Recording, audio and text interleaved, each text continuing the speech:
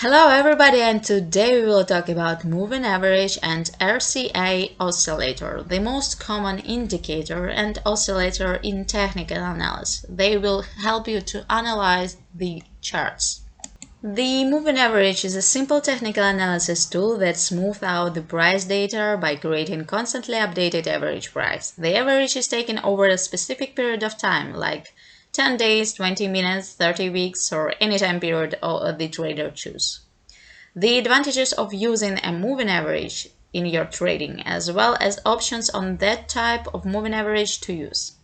Moving average strategies are also popular and can be tailored to any time frame, suiting both long-term investors and short-term traders. A moving average helps cut down the amount of noise on a price chart.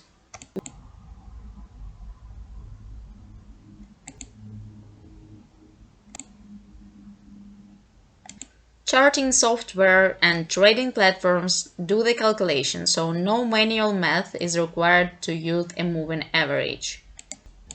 A moving average can also act as support or resistance. In uptrend, a 50-day, 100-day, or 200-day moving average may act as a support level, as shown on the figure.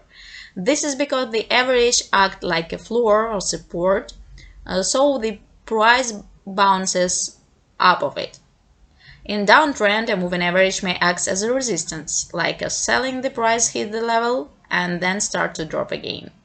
The price won't always respect the moving average in this way. The price may run throughout it significantly or stop and reverse prior to reaching it.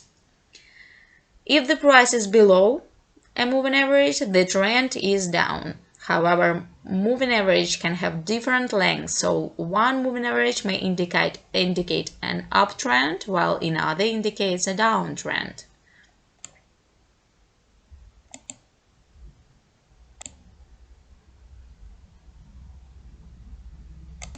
And moving average can be calculated in different ways.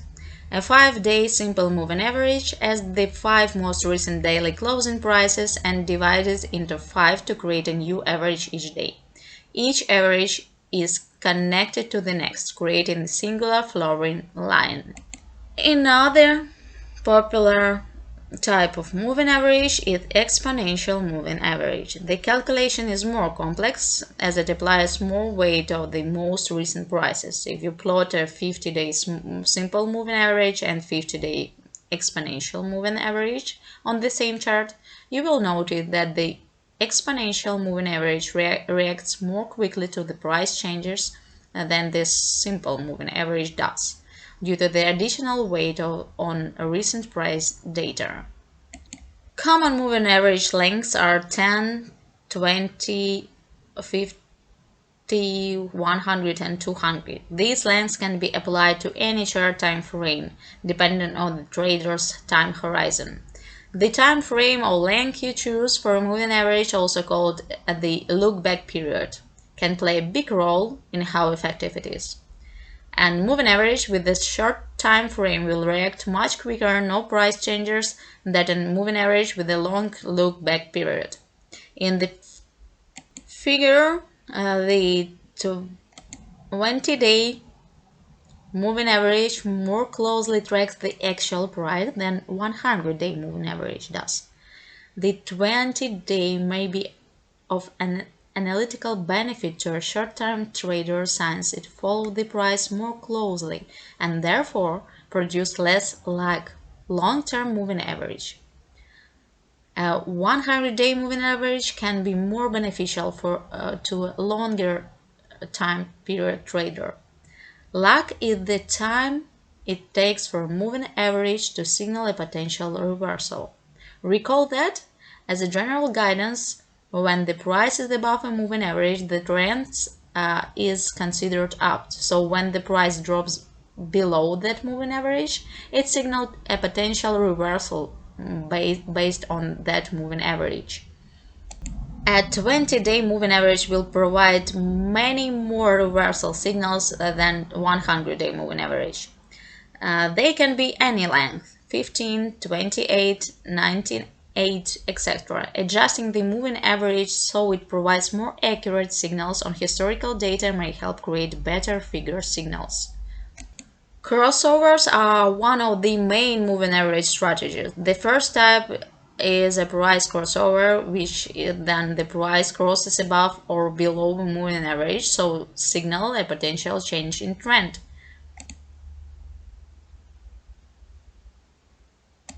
Another strategy is to apply two moving averages to a chart, one longer and one shorter. When the short-term moving average crosses above the long-term moving average, it's a buy signal, as it indicates that the trend is shifting up. This is known as a golden cross. Meanwhile, when the short-term moving average crosses below the longer-term moving average, it's sell signal, as it indicates that the trend is shifting down. This is known as death or dead cross. So how can we insert the indicator in our chart? Let's take a look on Euro USD chart. So to insert it, we need to choose Insert an MT5 trading platform and choose Indicators. Then we can see that we have as a default moving average, but you also can find it in trend, and then you need to choose moving average. Let's set, for example, period of time 5 days. It would be for example, green line, as we can see, that is on the chart. And then we will insert one more moving average, for example, for the period of 20 days. As we can see, let's make it another color for us to indicate it more proper. So as we can see on the chart, once a time the moving average for 5 days crossed the moving average of 20 days. Top down cross. So that is a signal for a selling, also known as a dead cross. So moving average simplifies price data by smoothing out and creating one flowing line. A moving average simplifies price data by smoothing it out and creating a new flowing line. This makes seeing the trend easier. Exponential moving average react quicker to price changes than simple moving average. In some cases, this may be good, and in others it may cause false signals. Moving average with the shorter look-back period will also respond quicker to price changes than average with the longer look-back period. Moving average crossovers are a popular strategy for both entries and exits. Moving averages can also highlight areas of potential support or resistance. While these may appear predictive, moving averages are always based on historical data and simply show the average price over a certain time period. The RSI is displayed as an oscillator, a line graph that moves between two extremes, and can have a reading from 0 to 100. The indicator was originally developed by Wells Wilder and introduced in his seminal 1978 book, New Concepts in Technical Trading System. Traditional interpretation and usage of RSI are that values of 70 or above indicate that a security is becoming overbought or overvalued and may be primed for a trend reversal or collective pullback in price. RSI reading of 30 or below indicates an oversold or undervalued condition.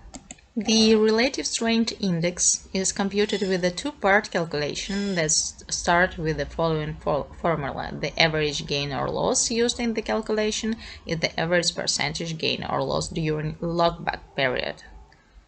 The formula uses as positive value for the average loss. The standard is to use 14 periods to calculate the initial RSI value. For example, Imagine the market closed higher 7 out of the past 14 days with an average gain of 1%. The remaining 7 days all closed lower with the all average loss of minus 0.8%.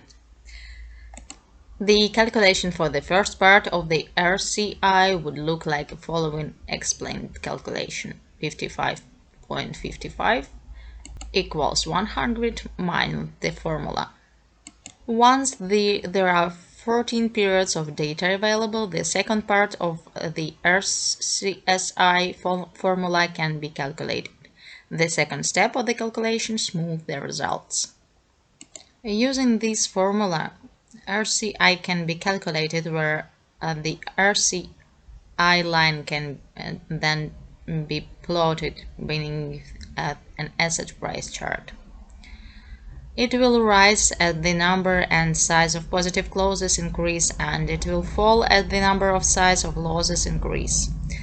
The second part of the calculation smooths the results, so the RSI will only near 100 or 0 in a strongly trading market. As you can see in the chart, the RCI indicator can stay in the overbought region for extended periods while the stock is in an uptrend. The indicator may also remain in the oversold territory for a long time when the stock is in a downtrend.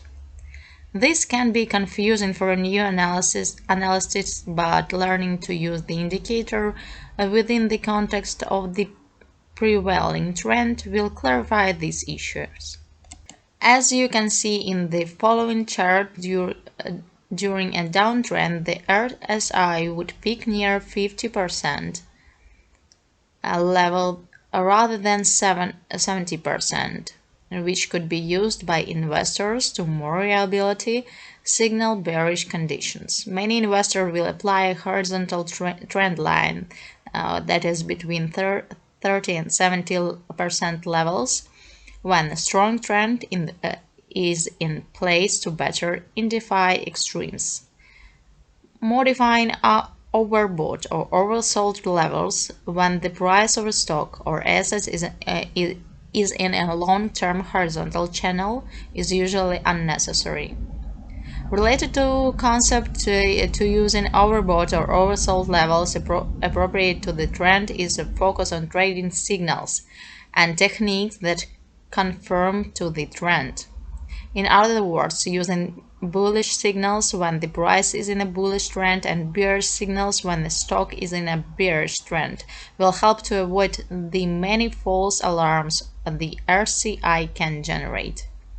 A bullish divergence occurs, then RSI creates an oversold reading followed by a higher low that matches correspondingly a lower lows in the price. This indicates rising a bullish momentum, and a break above oversold territory could be used to trigger a new long position.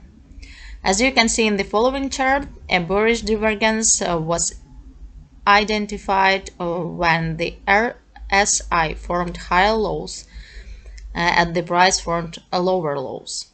This was a valid signal, but divergence can be rare when the stock is in a stable long-term trade. Using flexible oversold or overbought readings will help identify more potential signals. Another trading technique examines RSI's behavior when it's emerging from the overbought or oversold territory. This signal is called a bullish swing rejection and has 4 parts. As you can see, the first is RCI falls into oversold territory. Second, crosses back above 30%. Third one forms another dip throughout crossing back into oversold territory. And the fourth, when breaks its most recent height. So the RCI indicator was oversold, broke up throughout 30% and formed the rejection low that triggered the signal when it bounced higher. Using RCI in this way is very similar to drawing trend lines on the price chart. Like divergences, there are a bearish version of this swing rejection signal that looks like a mirror image of the bullish version. A bearish swing rejection also has four parts. The first one rises into overbought territory. Second, crosses back below 70%. Third one forms another height without crossing back into overbought territory. And fourth one, RCI then breaks its most recent low. Bearish signals during downward trends are less likely to generate false alarms. So we can use RCI to pick potential tops and bottoms depending on whether the market is overbought or oversold. You can see a 4-hour chart Euro USD. Euro USD had been dropping in the week, falling about 400 pips over the course of 2 weeks. On June 7th, it was already trading below the 1.2000 handle. However, RCI dropped below 30%. Signaling that might be no more sellers left in the market and there more could be over. Price was reversed and headed back up over the next couple of weeks. In order to find it in the trading platform and insert in your chart, you should choose Insert, Indicators, and then you may find RCI in the Custom button. So press on it, and then as you can see, it may be inserted. For today, that is all. Thank you so much for your attention. Wish you great trades and stay safe.